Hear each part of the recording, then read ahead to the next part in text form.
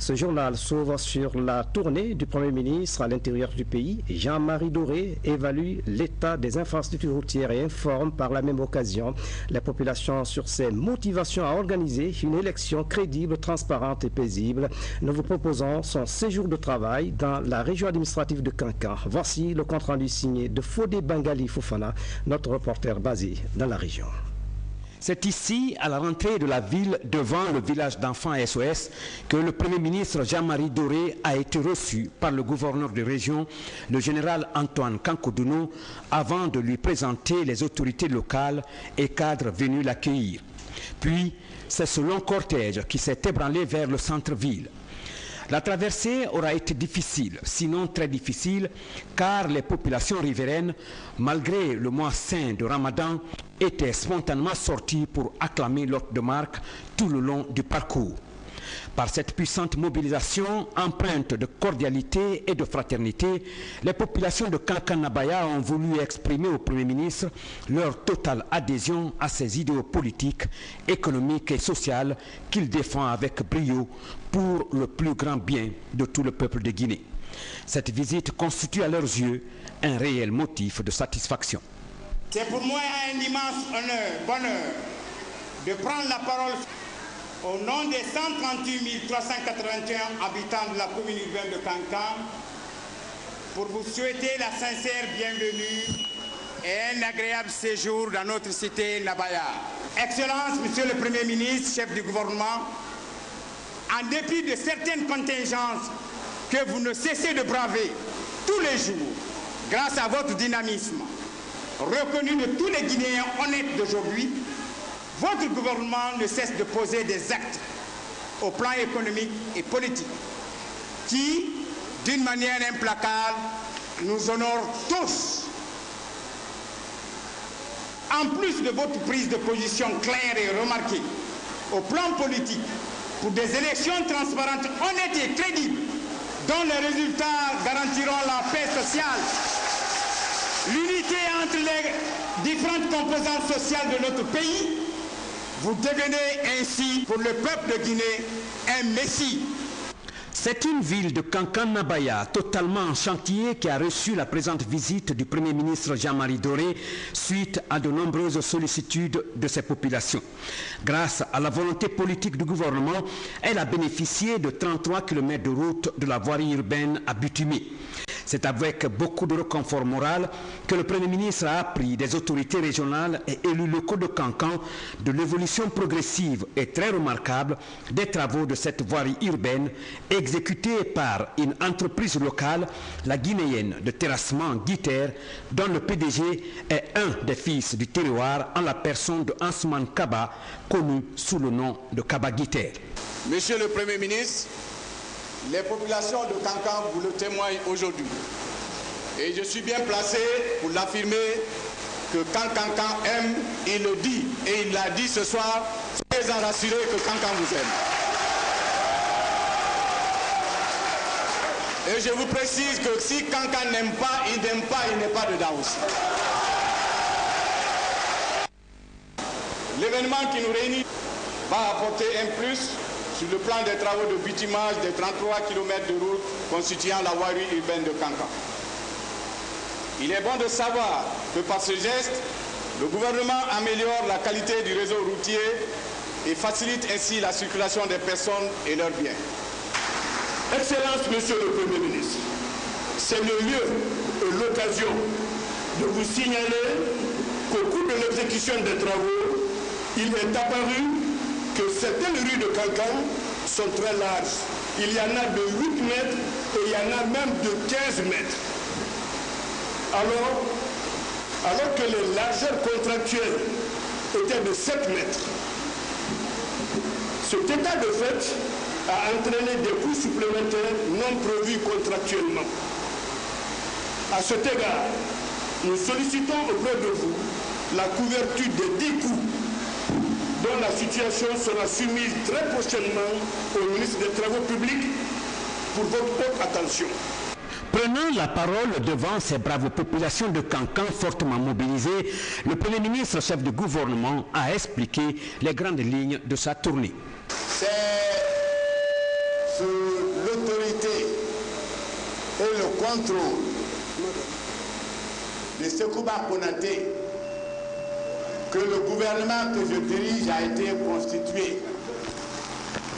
Et je suis en mission ici, comme j'ai entrepris de faire le tour de la Guinée, pour voir de quelle manière vivent les Guinéens et dans quelles conditions ils vivent. Je dois vérifier comment sont les routes qui sont le vecteur principal de la cohésion de notre peuple en Basse-Guinée, au Fouta, en Haute-Guinée, ici dans le Mandé et en forêt. Parce que la route est en effet vouée à une fonction fondamentale. Sans la route, les peuples sont séparés. Il faut que la route véhicule les hommes et leurs biens. Je dois voir donc toute la Guinée, mais il m'est apparu, au vu des rapports qui nous sont parvenus, que les routes sont plus dégradées de Mamou à Kankan, de Kankan à Zérokoré et de Zérokoré à Farana.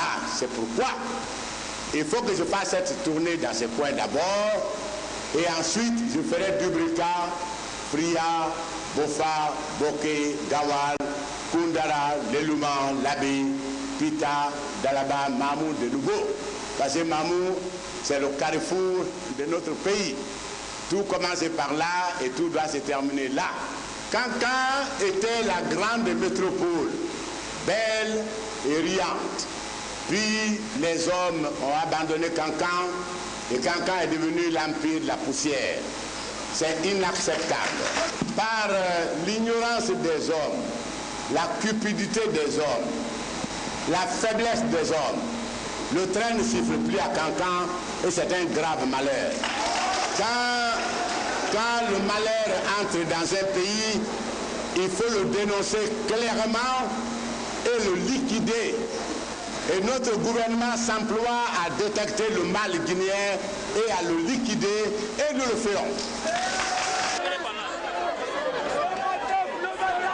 À Conakry, reprise de la coopération militaire entre la Guinée et la France. Des nouveaux conseillers militaires français ont été présentés au chef d'état-major général des armées, général Noucham. La cérémonie a mobilisé de nombreux officiers du pays. Un reportage de commandant Mamad Malal Diallo. Après la pluie, c'est le beau temps. La France, qui avait gelé sa coopération militaire avec la Guinée, reprend de plus belle.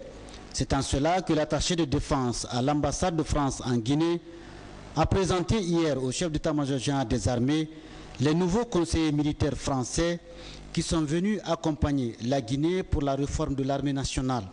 Ces conseillers serviront à l'état-major général des armées, à la gendarmerie nationale et à la marine nationale. Pour vous accompagner dans les défis qui se présentent, notamment dans le domaine de la restructuration qui devrait se mettre en œuvre, certains projets comme la mise sur pied d'un bataillon pour intervenir dans le cadre de la MISOM et beaucoup d'autres chantiers qui vont s'ouvrir. Je vais vous redire que nous sommes là, que nous sommes à vos côtés, que nous sommes ici pour travailler avec vous. En recevant les nouveaux conseillers militaires, le chef d'état-major général des armées, le général Noucham, a, au nom du président de la République par intérim, ministre de la Défense nationale, le général d'armée Sekouba Konaté, réitéré la volonté du haut commandement militaire à coopérer avec la France pour la réforme de l'armée nationale. Au nom de tout le haut commandement militaire des forces armées guinéennes, je vous souhaite la bienvenue parce que vraiment, de façon concrète, on voit ce qui se passe sur le terrain. Et au nom de Monsieur le Président de la République, je réitère notre volonté de coopération et que j'espère que ça continuera plus qu'avant. On sera permanemment ensemble. Nous allons travailler ensemble, nous allons définir des cadres d'action dans l'intérêt réciproque des deux pays. Nous avons besoin de vos expériences, nous avons besoin de votre assistance. Mais j'espère que ça va bien se passer.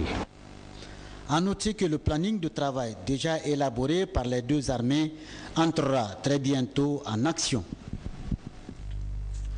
Comment éviter le dérapage pendant la campagne électorale qui débute ce dimanche? La question est au cœur des préoccupations du président du Conseil national de la communication. Jean-Raymond Bangora vient de se concerter à Conakry à cet effet avec les directoires de campagne des deux partis politiques en lice pour le second tour. Kadi Touré a suivi la discussion. Comment faire en sorte que la campagne du second tour se déroule dans un climat de cohésion sociale? C'est l'objectif de cette rencontre du président du Conseil national de la communication avec les directoires de campagne des partis en lice pour le scrutin du 19 septembre prochain. Il s'agit de faire respecter le code de bonne conduite des partis politiques. Et pour ce faire, chaque directoire devrait sensibiliser ses militants en vue d'éviter les dérapages pendant cette période électorale en Guinée. Nous avons échangé autour des actions de sensibilisation à mener à partir de nos différents directoires pour essayer de calmer un peu le jeu. Parce que tout le monde sait aujourd'hui qu'il y a une telle animosité dans le débat qui empoisonne l'atmosphère au point où si nous ne faisons pas attention, c'est notre pays qui en pâtirait. Tous les messages que nous ferons passer dans les médias, les différents supports, seront des messages de sensibilisation, des messages qui appellent à la paix, à la sérénité.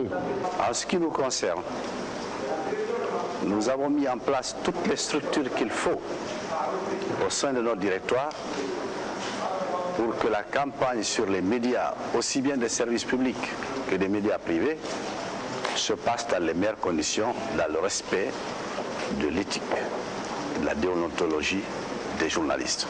Nous souhaitons à cet effet que les médias jouent ce rôle également, aussi bien ceux des services publics que ceux du privé, que les animateurs respectifs de ces radios, surtout des émissions interactives, fassent leur travail de journalistes. Nous allons appeler tous ceux qui vont intervenir de notre côté à respecter un minimum de tenue et de comportement décent. Pour le président de l'organe régulateur des médias en Guinée, les partis concernés doivent mettre en exergue l'intérêt supérieur de la nation, car après tout, les Guinéens doivent en sortir vainqueurs. Cette atmosphère, nous la voulons paisible. Cette atmosphère, nous la voulons empreinte de compréhension mutuelle à travers les médias surtout, parce que c'est là notre rayon d'action.